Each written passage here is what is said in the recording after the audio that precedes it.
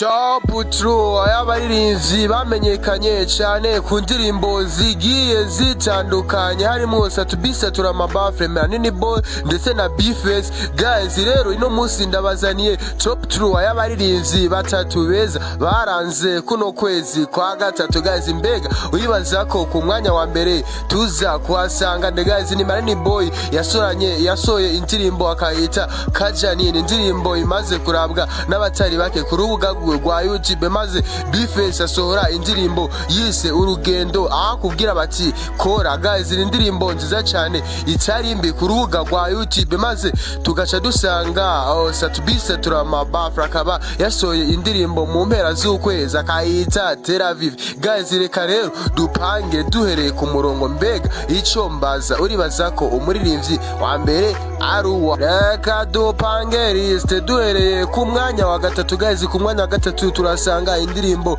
Urugendo ya Bface Ondofro, indirimbo imeze neza cyane ku rubuga rwa YouTube, maze ku mwanya wa kabiri turasanga indirimbo Kajanini ya Manini Boy. Guys indirimbo nziza cyane. Guys reka rero tumanuke ku mwanya wa mbere. Ku mwanya wa mbere tuhasanga indirimbo Tel Aviv ya Satubisa turamabafre. Mbega kubwawe ni iyahe yakuryoheye muri zo zose guys?